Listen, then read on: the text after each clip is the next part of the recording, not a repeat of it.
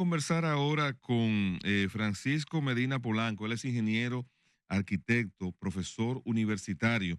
A propósito de que hemos tenido la inquietud de ver cómo algunas personas se han aventurado sin haber hecho un descenso o un estudio, pues se han aventurado a ofrecer versiones de lo que pasó o de lo que pudo haber ocurrido en este derrumbe que se dio en la discoteca Jet Set. Buenas tardes, ingeniero, ¿cómo está usted? Buenas tardes, ¿cómo estamos? Qué placer escucharlo. Igualmente, gracias por la invitación. Qué bueno. Mi primera pregunta, ingeniero, es saber si al ojo por ciento, una persona que no haya hecho descenso, que no haya tenido uso de la tecnología, puede hacer un diagnóstico preciso de qué pudo haber provocado el colapso de una estructura, de una edificación. Bueno, mira, es muy difícil, porque lo que resulta es que para poder tener un diagnóstico completo de lo que pudo haber ocasionado un derrumbe en una edificación cualquiera, lo que se necesita es tener las evidencias de lo que había previamente.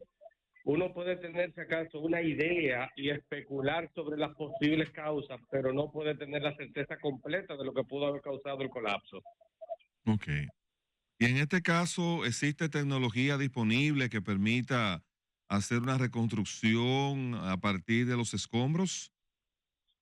Sí, claro que sí. De hecho, en el país nosotros tenemos compañías que trabajan con escáneres 360 y escáneres láser que permiten hacer levantamientos que se pueden utilizar a partir de malla de puntos o nubes de puntos que permiten poder recopilar toda la información de lo que hay en un tiempo récord de 3 minutos por punto en que se ubique el equipo, y se puede tener un resultado muchísimo más factible de lo que ha sucedido, que se puede estudiar a posteriori ya en una computadora con un programa, ciertos programas que no son tan especializados, Sí. y se pueden conseguir inclusive diagnósticos más allá de lo que a simple vista nosotros podemos ver.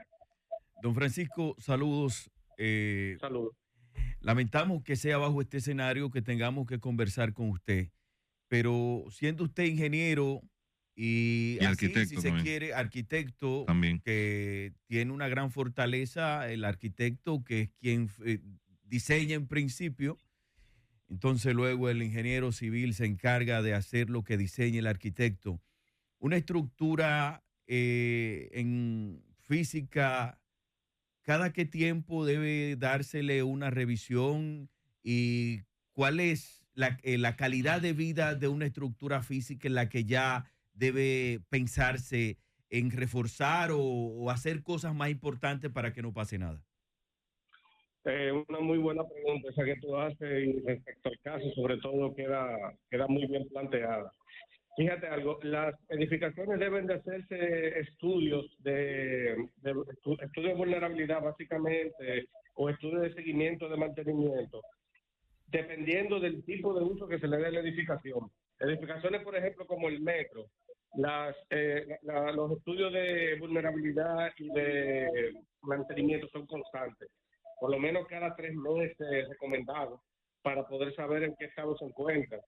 Edificaciones que se intervienen, se remodelan o se cambian su uso de acuerdo al diseño original que se han hecho, también es recomendable hacer esos estudios antes de la intervención y después de la intervención en periodos regulares, 1 año o cada 5 años como mucho. Pero ahí hay un tema que también nosotros tenemos que considerar. Es que en este país no tenemos tanto esa cultura de que se paguen este tipo de estudios, porque Ok. son costosos, ¿entiendes? O sea, no es que cuestan 3 pesos, no es que todo el mundo está dispuesto a pagarlo, la gente no entiende, los empresarios sobre todo, que lo que importa es sacarle provecho a ese inmueble y no que se convierta en un punto de gasto tampoco. Entonces, la cultura que nosotros tenemos de dar mantenimiento, de darle seguimiento a las cosas, es lo que puede limitar a que la consecuencia y regularidad de hacer mantenimiento, de hacer los estudios de vulnerabilidad consistentes y de poder ver cómo la edificación va reaccionando en el paso del tiempo, no es tan común en nuestro país, pero en otros países lo hacen perfectamente. Buenas Sí. tardes, ingeniero arquitecto Medina. Un placer. Le habla José Manuel Luna Valiente. ¿Cómo está? Muy bien, gracias, un placer también. Gracias. La pregunta es la siguiente. Dado este evento en este tipo de edificio, las personas han empezado a tener algún tipo de preocupación por edificaciones tanto privadas como públicas. A nivel de diseño y de ingeniería estructural, en República Dominicana construimos bajo las normas internacionales de última generación, en este caso de diseño estructural, para estar preparados ante cualquier eventualidad, por ejemplo, terremotos.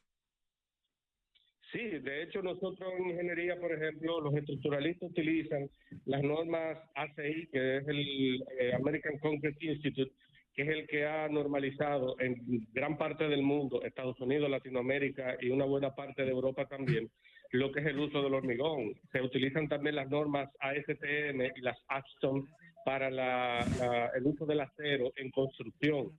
Y así también todos los materiales que se utilizan en construcción, como es el vidrio, el aluminio, hasta la madera, está normalizado. Y eso es...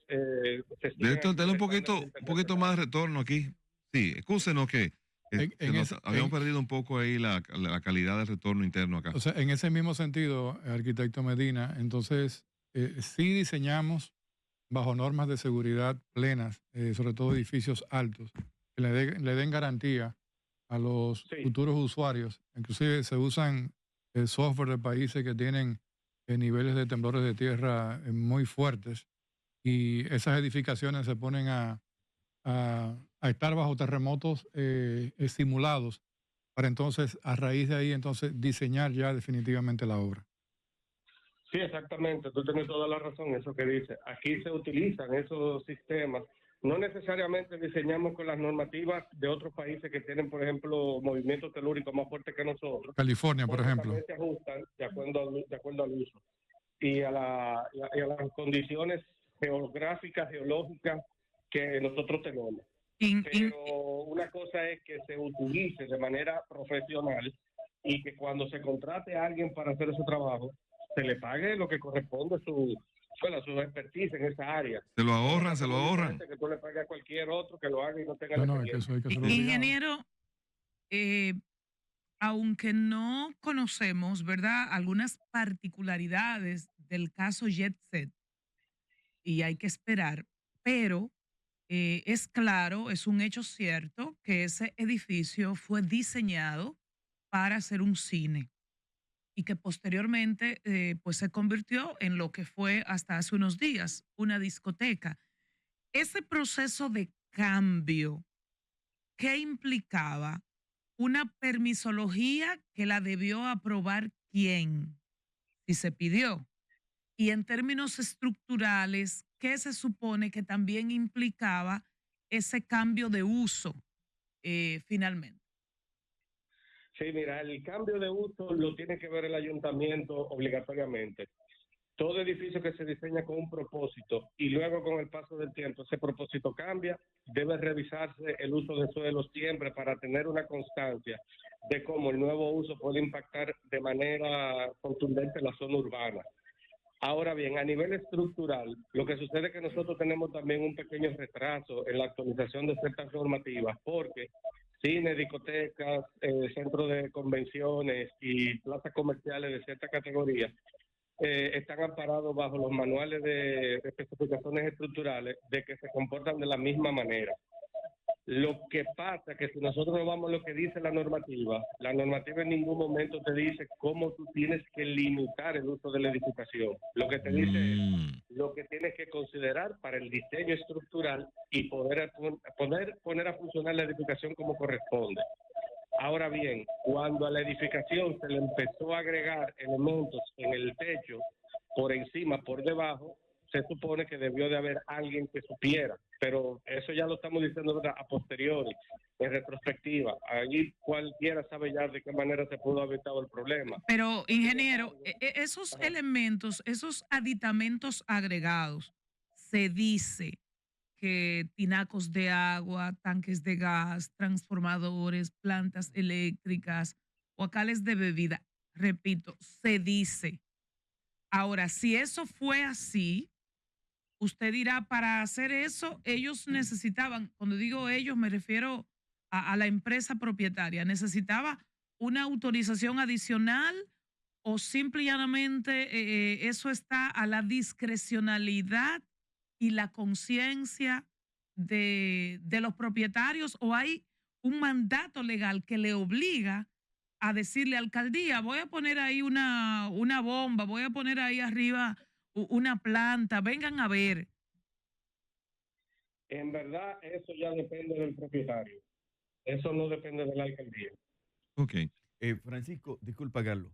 En la revisión de vulnerabilidad que usted citaba, que esto se hace cada 5 años, ¿esto puede ser por mutuos propios o hay una autoridad, hay una institución que obliga a los propietarios de estos establecimientos a hacerlo? Debería de ser que lo imponga el Estado. O sea, a nivel de gobernabilidad, a nivel de municipalidad, el Estado debería de exigir inclusive la constante revisión de estos procesos, de cómo se manejan los establecimientos comerciales, porque casi siempre los negocios empiezan pequeños, la gente va yendo de manera tímida, pero en el proceso en que van aumentando, que van creciendo económicamente, estos locales comerciales, lo comercial tiene esa característica. Cuando tiene ese boom de crecimiento, pues entonces tiene más demanda de personas en el lugar, de que se exigen equipos especiales para la climatización, para la proyección, para el sonido, todo. O sea, todo lo que es un negocio tiene la opción de crecer como quiera.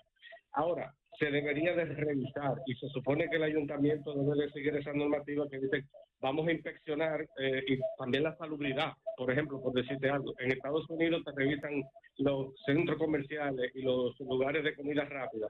Te la evalúan, por ejemplo, una vez al año obligatoriamente. Si no pasan la inspección, te lo cierran. Por último, ingeniero, ¿qué entiende usted que más hace falta? Tomando como referencia, obviamente, este hecho, pero hay otros igualmente siniestros. El caso Poliplas, por ejemplo, que es era una fábrica que tenía mucho que ver con plásticos, también en plena ciudad, en Villa Juana. Ahora le pregunto, ¿qué usted cree que hace más falta? ¿Adecuar la normativa? ¿Fortalecer la normativa? ¿O por el contrario, con lo que tenemos, entiende usted que si se cumple lo que tenemos, ya estaríamos con unos niveles de seguridad importantes? Mira, cuando ocurre cualquier tipo de evento que no estaba previsto, el caso de accidente, lo que nosotros acabamos de ver que sucedió con JetSet, lo que corresponde es revisar las normativas y reforzarlas hasta donde se deban, porque lo que se está buscando es que se evite la repetición de estos eventos. Aparte de eso, se tiene que tomar en cuenta que debemos de modificar los mecanismos de defensa hacia estas situaciones que se puedan dar, la capacidad de respuesta.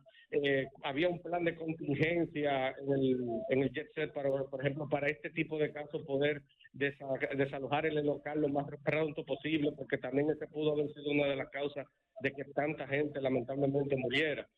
Pero también las inversiones que hay que hacer para la capacitación del personal que atiende, capacitar a los bomberos más, porque es una de las instituciones que más se necesitan a nivel municipal, pero que tienen los recursos tan limitados que a veces ni siquiera combustible tienen para los camiones, por ejemplo. Sí. Y el poder tener, por ejemplo, equipos sofisticados de tecnología que permitan poder hacer los levantamientos adecuados en el momento para que se puedan luego hacer los estudios que permitan determinar o tomar decisiones en el momento, que permitan salvar más vidas quizás, o por lo menos mitigar la situación lo más posible para que no pasen las cosas que vimos que sucedieron en el momento. Ingeniero. Todavía hoy en día se están hablando. Ingeniero, bueno, casi lo íbamos a despedir, pero usted ha dicho algo que me ha llamado la atención. O sea, en los videos que hemos visto, notamos que prácticamente el desplome del techo ocurrió en segundos, que no daría tiempo a que las personas pudieran evacuar. En los planes de diseño, cuando se hace el diseño de una estructura de esa magnitud o más pequeña, se contempla que la carga del techo o que el techo como sí pudiera dar alguna señal de anticipación que le permita a la gente probablemente hacer esa evacuación, o esto estaba dando señales desde hace tiempo y quizás no pasaron de manera inadvertidas. Sí, claro, o sea, las estructuras se diseñan para que tengan un periodo de aviso de que ya están cerca de su modo de falla. Eso es lo que se conoce como fatiga. En la medida que el material se va desgastando, va detrimentando, Fatiga, sí. el material manda las señales, como son las grietas, como es el desprendimiento de materiales, arenisca que nosotros vemos que se desprende del techo. En el caso del yeso se habían visto el tema de los paneles de yeso que caían porque le caía material encima al plafón. Y esos son señales que se dan desde antes. Ujú. Lo que sucede es que como el boxer estaba totalmente, por ejemplo, pintado de negro, pues no se podían ver las grietas. Si no le dieron supervisión o alguien Ya. que eventualmente supervisara, pues no se va a notar. El techo también tapó mucho del problema que se pudo haber visto en un momento determinado y esas eran señales precisamente. Bueno, y finalmente, la movilización del material, del material que se desplomó, esto, llevarlo a otro lugar fuera de la escena donde ocurrió el hecho, ¿pudiera esto afectar la calidad de la investigación que se va a realizar? Sí, claro que sí, la afecta considerablemente, aunque es importante que por lo menos se haya hecho y que por lo menos quede algo que se pueda revisar. El problema es que, por ejemplo, no se sabe, yo por lo menos no lo sé, si cuando la transportaron del lugar de los hechos al lugar donde se iba a depositar, se colocó en orden, se hizo consecuentemente a cómo fue sacada del lugar, o sea, se hizo un mapa de cómo iban quedando las piezas, de cómo fueron sacadas a cómo fueron colocadas, porque ahora mismo está todo como un rompecabezas y es más difícil entonces uno poder armarlo.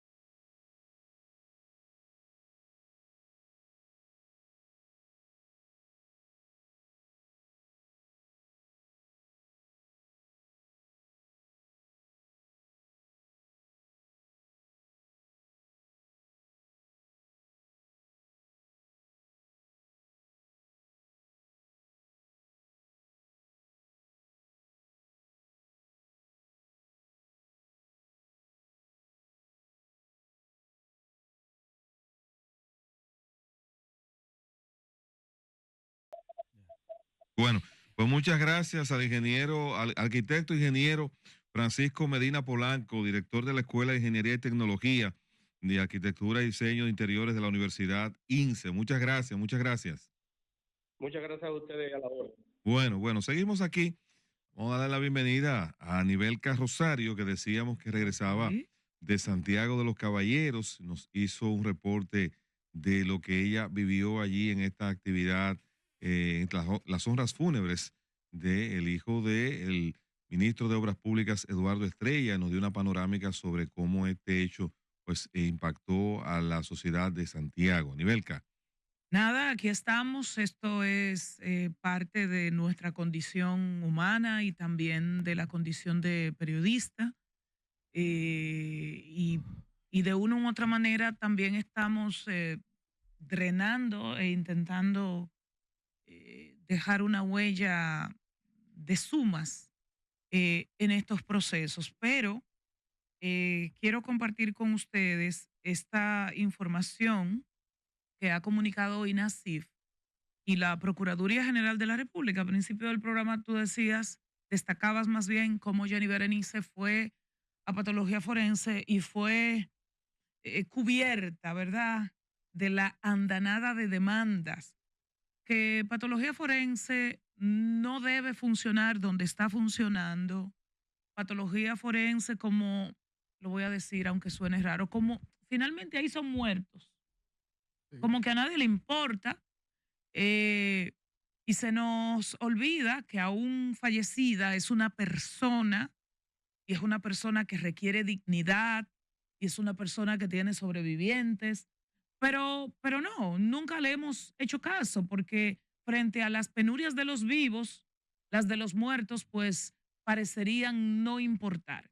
Y hace muchos años y años que patología forense, una dependencia directa del INACI, trabaja con escasísimos recursos. De hecho, esos médicos legistas que con frecuencia reclamamos, no ha llegado, llegó 3 horas después, son parte de patología forense. Entonces, dentro de lo bueno de esta situación que parece no tener nada bueno, entonces dentro de lo bueno, aunque suene contradictorio, puede ser, aparentemente nos vamos a quedar con una patología forense mejorada en términos de los recursos humanos y de los recursos técnicos. Y que Jenny Berenice, Procuradora General de la República, haya ido, Claro. haya sentido el hedor que hay en patología, que el hedor es propio de la descomposición de cadáveres, pero que también es propio de que esa institución no tenía, digo no tenía porque no ha sido el caso ahora, la cantidad de freezer y de unidades que debe tener.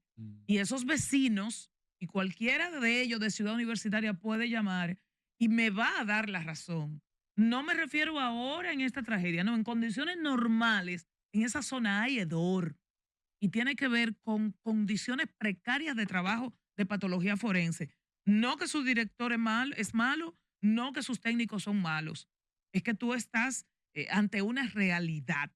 En medio de eso, sí quiero compartir entonces que formalmente Procuraduría General de la República e INASIF afirman de que hoy viernes van a terminar el proceso de las autopsias a los cadáveres. De identificación, no lo aseguran como tal porque el proceso de identificación depende del familiar en parte, en parte. Pero sí dicen de que hoy se va a terminar con el proceso de la autopsia y que por lo menos al mediodía de hoy viernes ya habían hecho 191. Por lo menos al mediodía de hoy viernes habían hecho 191. Recuerden que el personal se reforzó y que se dispuso que desde anoche trabajaran 24 horas. O sea, patología forense tenía una pausa, la muerte no tiene urgencia. Entonces, de manera natural hay una pausa. Entonces, ahora se dispuso de que eso no haya sido así. De igual manera, y comparto con mucho pesar, que la cantidad de víctimas es de 221, ¿verdad? Sí, así es. Pues pasó a 222. Ah, caramba. Hace un momento apenas Uno de los heridos falleció. apenas estaba entrando acá a la emisora.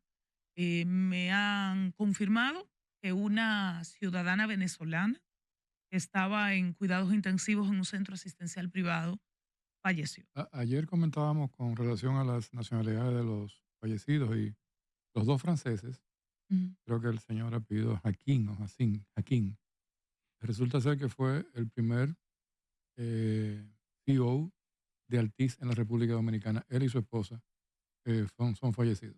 Bueno, Había dicho el director del hospital, Darío Contreras, el doctor Roque, que en esa unidad hay 15 personas en estado crítico. bueno. Entonces, que inclusive no habían podido ser operados por la situación delicada que presentan, lo que implica que en cualquier momento, lamentablemente, se pudiera producir un Ya resultado. Sí, lo habíamos dicho Cuando aquí una gente todos. está en UCI, en unidad de cuidado intensivo, no es por prevenir ni por observación. Cuando una gente está en UCI es porque ciertamente está en una condición delicada, que de hecho, aunque eso yo lo quiero como dejar para otro momento, Ujú. respecto como a los aprendizajes, las oportunidades de mejora, y el sistema público demostró mucha cohesión y demostró controlar la información y poder ofrecerla. El sistema público, el Servicio Nacional de Salud, eso significa el NEI Arias Lora, el Luis Eduardo Aibar, el Hospital de las Fuerzas Armadas, el Marcelino Vélez Santana, el Hospital Darío Contreras. Recordemos que se ofrecieron listas por Ujú. centros de salud, edades y demás. Ahora, el sistema privado ha funcionado como una isla aparte, al punto de que Clínica Abreu, mi respeto para Clínica Abreu, porque reconozco que es un buen centro de salud, pero emitió un comunicado diciendo que allá habían ingresados, pero que por un tema de privacidad no iba a ofrecer los nombres. Discúlpeme. Una cosa es una fotografía mal puesta, una cosa es revelar intimidades, pero que en una situación de este tipo, decir el nombre de quien está ingresado es una manera de aportar a la paz. Claro, Claro, y es, claro. es una Pero ahí tragedia. tienen que intervenir las autoridades. ¿Entiendes? Eso no puede ser discrecional. No, Claro. porque es que la atención, y es bueno que tú lo plantees, la atención que se está dando puede ser privada, pero es un acto derivado Claro. de un evento hecho público. ¿Me entiendes? claro. Entonces, y hubo un centro asistencial, ya vamos a la pausa, señor director, pero hubo un centro asistencial, y lo digo con responsabilidad, Abel González, Avenida Abraham Lincoln, Es correcto. que rechazó gente que fue, no de la gente que llevó el 911, no, gente que salió por su vía, pero herida. que fue porque ameritaba asistencia, y los rechazaron. Los derivaron. No, en este rebotaron, caso los los rebotaron, no rebotaron. que Sí, lo sí. derivaron, no, le dijeron, Sí, no, búsquese su acción. búscase otra opción, porque el seguro no funciona. Y le dijeron, pero yo lo pago, no. Y hubo un paciente que haciendo ese ejercicio se desmayó. ¿Sabe qué hicieron? Que lo sentaron en emergencia en una sillita hasta que él recuperó el conocimiento y se fue. Eso hay que ¿Me investigarlo. Eso entiendes? se puede quedar Y así, hay ¿no? otros centros donde también hay pacientes de la situación, por ejemplo, la Clínica Independencia, el Centro Médico Abel Alcántara, creo que está cerca Sí, de ese- Sedimat, también Sí, en está Ortega y Gasset, el Hospitén, Hospital. que por ejemplo de Hospitén y de la Clínica Independencia no hemos visto lista de personas. Y en estos casos hay muchas cosas privadas que tú tienes que sacrificar, porque es que son eventualidades que son públicas. No, y que tienen que ponerlo a disposición de la familia que los están buscando. Claro. Claro. ¿Sabe la gente que Todavía hoy, 70, no, pero que todavía 70 se pregunta dónde está, estar entre los muertos? Entonces, sí, las listas había que liberarlas, el servicio público funcionó muy bien, pero el sector privado, que debe estar bajo el control del público, funcionó como una isla aparte. Director, este es el tiempo. De ahora por la Super 7. Bien enterado en todo lo que acontece. Sintoniza el programa ahora por la Super 7.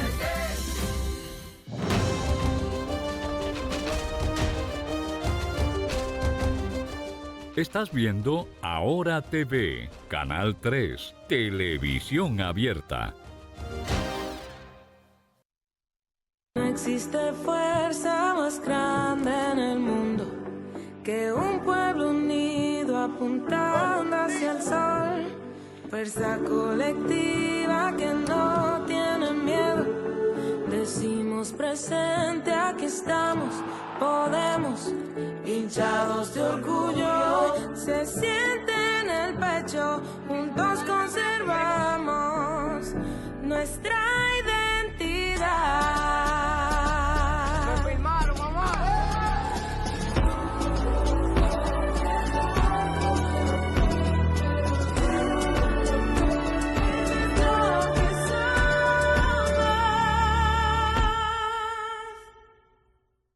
La vida es un viaje lleno de emociones, desde las mañanas aceleradas hasta esos fines de semana que recargan el alma. Cada camino que recorres merece más tranquilidad. Por eso, tu seguro de vehículo ahora es Vía Reservas. Nuestros planes van contigo para que te sientas más seguro en cada trayecto. Elige Vía Reservas. Seguridad en tu ruta, tranquilidad en tu vida. Seguros Reservas. Respaldamos tu mañana. ¿Y si aprovechas nuevas maneras de darle un impulso a tus finanzas?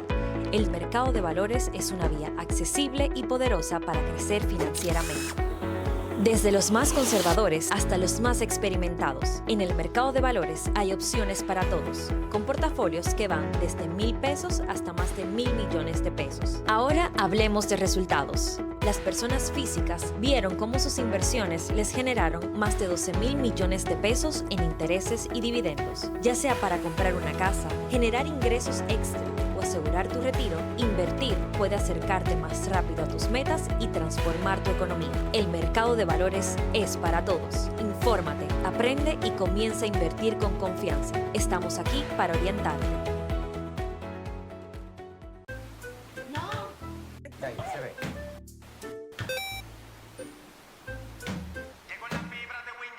Y ahora siempre conectado con internet prepago. Llegó la fibra de Win, llegó la fibra, siempre conectado con internet prepago. Llegó la fibra Win, llegó la fibra Win. Por todos lados, siempre yo estoy conectado. Llegó la fibra Win, llegó la fibra Win. Por todos lados, internet por todos lados. Llegó la fibra Win, llegó la fibra Win. Por todos lados, siempre yo estoy conectado. Conecta tu hogar a toda velocidad con el internet fibra óptica de Win.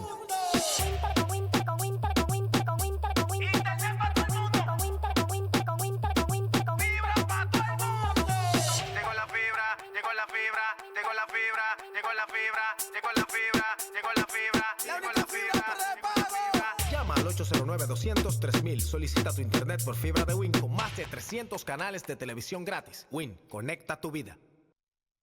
7 días, tu fuente confiable de noticias en cualquier momento y lugar, con una cobertura instantánea de los acontecimientos actuales en todo el país. Análisis profundos, reportajes exclusivos y artículos de opinión de la mano de expertos en la comunicación. Te mantenemos informado con la calidad y la velocidad que necesitas. Ingresa a 7dias.com.do desde tu dispositivo móvil y sumérgete en un mundo de información en nuestra plataforma digital. 7 días, objetivo, veraz y actual.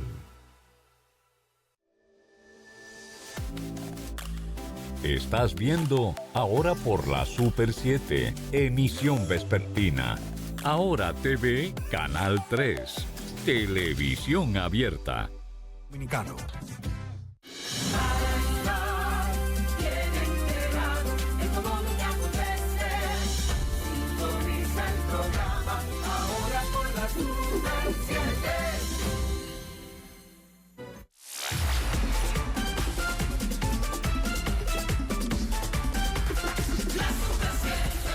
Seguimos ahora por la Super 7. En este bloque vamos a compartir algunas informaciones y opiniones. Hay un comunicado de la Junta Central Electoral. Usted lo tiene ahí, director. Por favor, ponga la imagen. Vamos a proceder a la lectura porque es muy importante. Dice la Junta Central Electoral que con relación a un video que circula en redes sociales, en lo que una ciudadana informa que figura en el listado de las personas fallecidas en el lamentable hecho ocurrido en el YECED del pasado martes, la Junta Central Electoral, como guardián de la identidad de todos los dominicanos y dominicanas, asegura que al momento de recibir por parte del INASIF las certificaciones correspondientes a las personas fallecidas. Primero confirma la identidad del difunto con los familiares y luego de esta confirmación es que se hace el registro con la finalidad de evitar que se produzcan errores producto de la celeridad del momento y que puedan afectar a personas que no estuvieron en el lugar. Es por esta verificación que al momento de realizar el registro nos percatamos que se trataba de otra persona y que ambas jóvenes compartían el primer nombre y el segundo apellido y que apenas se diferenciaban por una letra en el primer apellido y el segundo nombre. Asimismo, recibimos confirmación de un familiar directo de la persona fallecida que hizo la declaración. Hemos conversado con la persona que hizo el video y como institución le hemos asegurado que su identidad está protegida y que sus documentos están en orden. Reiteramos nuestra solidaridad con los familiares de las personas afectadas en esta tragedia y nos sumamos al dolor que embarga al pueblo dominicano. Importante aclaración, porque ese video ya estaba tomando una velocidad extraordinaria y lo que se trató de un error que no afecta a la persona que ha hecho el video y que la Junta se comunicó con ella y le hizo la aclaración pertinente. Importante ese detalle. Entonces, bueno, yo del tema que quería tratar en el día de hoy, he visto que el enfoque ha coincidido con posiciones que expresó el obispo en Santiago en las honras fúnebres de Guarionex Estrella, el hijo de don Eduardo Estrella. Varias personas que han hablado con nosotros también el enfoque coincide en eso. Yo le voy a decir algo y es que el tema de la supervisión, el tema del seguimiento tiene que ser ya parte de una cultura nuestra. Tenemos bastantes legislaciones, normativas. El problema sigue siendo a la hora de hacerla cumplir. Se detiene porque si hay un amigo, pues no se le da seguimiento. Se detiene porque siempre estamos apostando a la suerte. Y hay que tomar en cuenta que la suerte no es permanente por el hecho de que hayamos tenido 181, 182 años de suerte con la forma en cómo nosotros hemos construido esta nación en términos de infraestructura, pues hay que apelar al uso de tecnología y hay que apelar al uso de responsabilidad. Yo dejo el tema en este punto. El relajo que existe con la aprobación del uso de suelo y después del cambio del uso de suelo es un tema también que debe ser abordado con bastante responsabilidad por las autoridades. La situación que se da después de que son aprobados los permisos para hacer una obra y que posteriormente ya no se le vuelve jamás a visitar ni a supervisar, pues eso también tiene que terminarse porque nada se construye para que sea permanente para siempre. Lo que no se le da mantenimiento se deteriora, lo que se le da un mal uso se deteriora, lo que no se usa de manera adecuada se deteriora. Y entonces todas esas cosas son lo que provocan situaciones que después nos comenzamos a quejar de Dios, de la Virgen de la Alta Gracia, pero es que lamentablemente hemos desarrollado una cultura de dejarle todo a la Virgencita de la Alta Gracia y dejarle todo a Dios. Y llega un punto que hasta Dios pues tiene que dedicarse a otras cosas y la Virgencita no puede con todo. Es decir, nosotros los seres humanos somos los que tenemos que tener el control de lo que se realiza en la tierra y para eso ya hemos tenido la inteligencia suficiente, hemos tenido el acceso a la tecnología y los conocimientos. Y no es por falta de recursos, porque recursos hay de más en República Dominicana. Usted busca una fotografía de hace 30, 40, 50 años y ve lo que era la capital dominicana y la compara con lo que es ahora, pues indiscutiblemente que los recursos han fluido. Ahora, algo ha involucionado, que es la responsabilidad de los transformadores de la ciudad y también la ausencia de responsabilidad de las autoridades que hemos tenido, que se hacen de la vista gorda. Muchas veces están conscientes de que algo no conviene, pero lo dejan pasar por debajo de la mesa y entonces luego llegan este tipo de consecuencias. Las tragedias deben servir para enseñar. Ese dolor no debe quedarse simplemente en una referencia como recuerdo, sino que debe ser el combustible, debe ser la gasolina que genere una visión diferente a cómo hemos abordado en los destinos de la República Dominicana en los últimos 100, 50 o 20 o 10 años. Así que lo dejo ahí porque mi compañero José Manuel Luna Valiente también tiene una reflexión que compartir antes de partir esta tarde. Gracias, Carlos. Gracias, colegas, compañeros, Anibelca, Jesulín, Johanna y también Giancarlos Vega y ustedes, amigos que están todo el tiempo junto a nosotros. Usted en dijo esta... Johanna Parra y Giancarlos Vega. Dijo usted. No, son parte del equipo. Ok, está Son bien. parte del equipo. No, pensé que usted lo estaba mirando aquí. No, yo soy muy cortés. ¿Qué pasa, Carlos? Cuando usted falta también lo mencionamos. A nivel que es la primera que lo menciona también. Miren. Bueno, dentro de... Usted sabe, don Luna, solo aprovechando nosotros tenemos un respeto mutuo Sí. por todos nosotros. Estoy viendo yo ahora mismo revisando el Instagram de BBC Mundo Sí. y caray, acaban de publicar una reseña de la situación, en este caso con la valoración que ha hecho Elvis Crespo, de lo que ha significado el jet set para el merengue, de cómo el merengue, dice él, es un ritmo que tiene éxitos desde los años 30. Él dice, es un género que parece invencible. Obviamente fue inspirado ahí. Exactamente. Él destaca todo eso. Y es muy interesante. Está en el periódico, pero también está en las redes sociales del medio. Y de cómo BBC Mundo tiene varios días consecutivos dedicándonos muchas portadas. O sea, la magnitud de esto es lo que quiero significar. Yo decía, antes de entrar a mi comentario, le comentaba a Jesulín y a Carlos que algo se trae la BBC, porque la BBC es un medio internacional que ha atacado mucho a la República Dominicana con el tema haitiano y normalmente nos trae a pérdida con relación al tema haitiano. Y hoy, posteriormente a ese artículo de Luis Crespo, ellos publicaron un artículo sobre las personas procurando sus muertos. Queremos que nos entreguen a nuestros muertos, la desesperación en las morgues.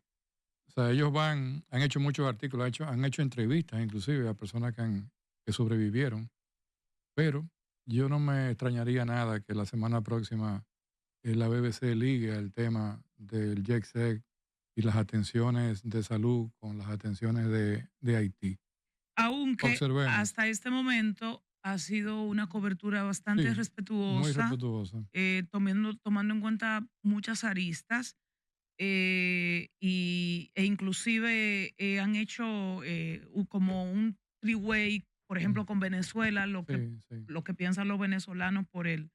En este caso, el personaje de Rubí Pérez, y saber que la música nuestra nos ha dimensionado tanto que una tragedia alrededor de nuestra música pues no va a tener una dimensión menor, además de la cantidad de personas. Sí, una de las cosas que tiene la BBC, que por ejemplo tú lees un artículo de República Dominicana y entonces al final te concatenan todo lo que ellos están haciendo. Entonces, tú te das cuenta, pero vamos a darle seguimiento. Y tú que hablas de la BBC, otra de las noticias últimas de la BBC es que ya el presidente Trump no le va a exigir a Panamá que le entregue el canal, porque Panamá acaba de firmar un acuerdo con los Estados Unidos para incrementar su presencia militar en su territorio, según un memorando de entendimiento, un MOU que han firmado las autoridades norteamericanas con Panamá.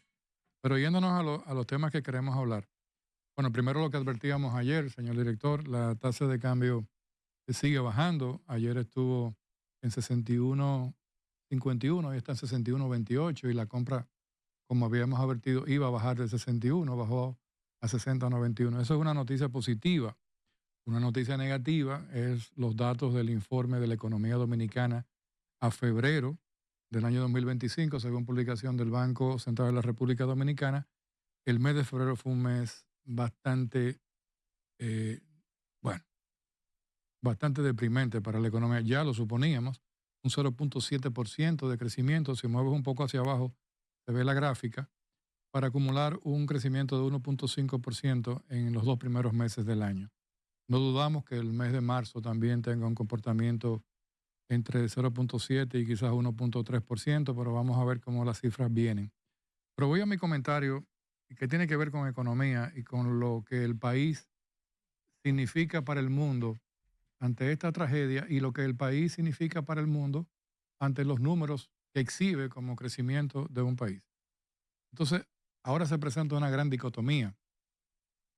¿De qué nos sirve ser el país que más crece, el país que tiene los mejores números de América Latina, cuando no podemos exhibir eso a nivel interno en cumplimientos de normativas, de certificaciones, de autorizaciones? Porque esto va en contra de que si queremos llegar, y lo he repetido tanto, queremos llegar a un país de inversión en el año 2036, ¿qué tenemos que hacer?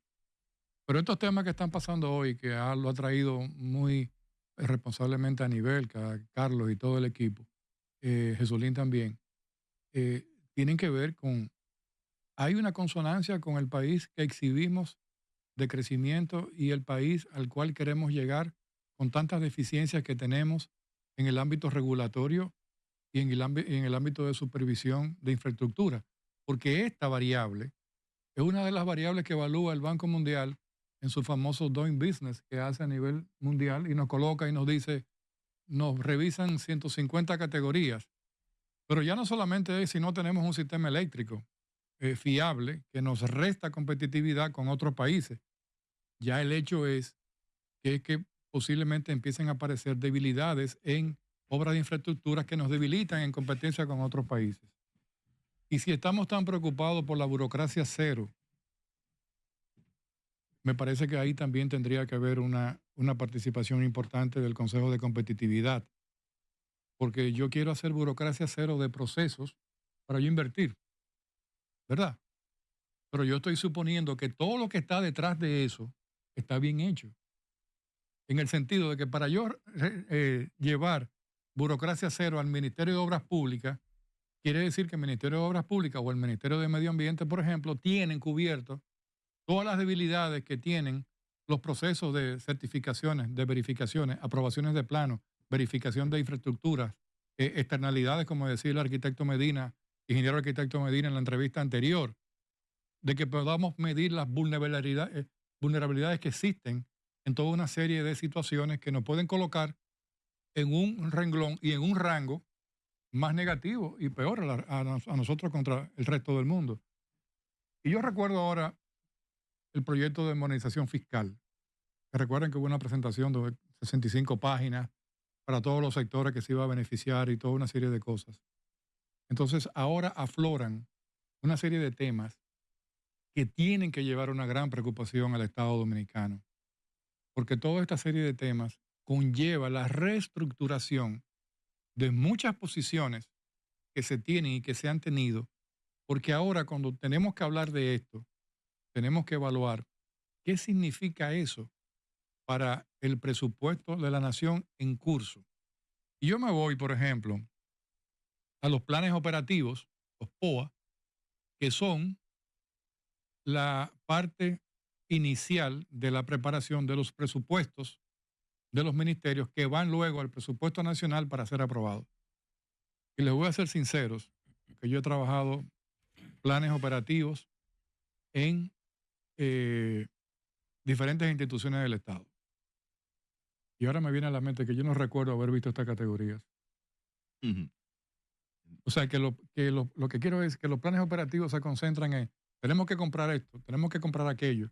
Pero cuando tú te vas a las áreas de gastos variables y fijos normales en un presupuesto, mantenimiento de infraestructura, se concretan a que hay que pintar de nuevo el edificio. Se hace una estimación, pero no... Sí, pero se hace una estimación, pero se dice, hay que pintar de nuevo el edificio. Bueno, pero lo importante es pintar el edificio.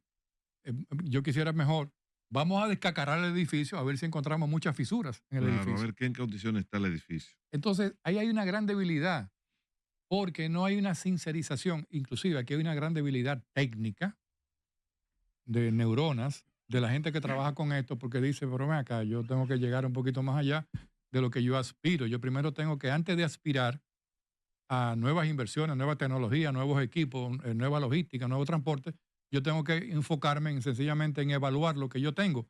Porque eso que yo tengo, llevarlo a un estado de seguridad, tiene un costo. Entonces, el hecho de tú hacer un remozamiento de un edificio tiene también un costo. Y nos vamos un poquito más atrás. Aquel evento o aquellos eventos de las rentas de los edificios. De las rentas de los edificios. Primó más la parte de la facilidad de la logística, del acceso de un edificio, del costo, del nivel de renta, del servicio, de la eficiencia, de la eficacia, o anteriormente, esos mismos ejecutores de esos contratos dijeron, no, pero espérate, antes que todo, antes de yo hacer un contrato, yo tengo que verificar que ese edificio me va a rendir y tiene la suficiente credibilidad de todo lo que me lo están entregando, de que ahí se hizo todo por la regla y de que yo tengo garantía de que en un lapso de 10, 15, 20 años a este edificio no se le va a presentar un problema de vicios de construcción. Pero eso también se evalúa a nivel privado. Entonces, si a nivel privado hay tanta preocupación, ¿por qué tantos privados, o sea, tantos sectores privados que participan en el Estado no hacen más hincapié en que el Estado pueda tener una visibilidad igual o mejor que el sector privado para tener grandes garantías en lo mismo? Jesulín mencionaba el huacal. El único problema que tiene el huacal es que tiene la cisterna en el techo y que ahora no se sabe si es la cisterna o si las antenas de comunicación que están puestas ahí, que les rinden también servicios al Estado.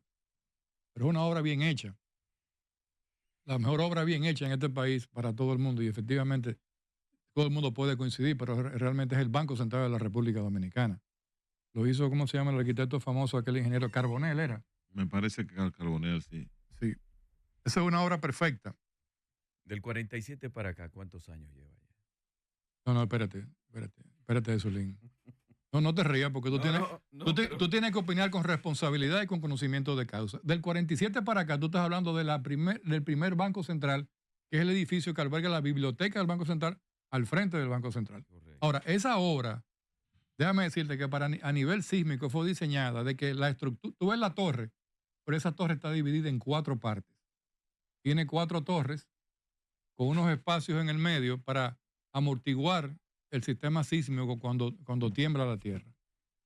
Entonces, lo que quiero decir, volviendo al inicio del análisis y de la reflexión, es que si queremos ser competitivos y queremos exhibirnos como un país que está delante de todos los países de América Latina en crecimiento, con excepción de Guyana, que tiene petróleo y aquí no tenemos petróleo, entonces no hay una consonancia entre ese avance, entre ese crecimiento, que no es desarrollo, porque desarrollo es derivar todo el crecimiento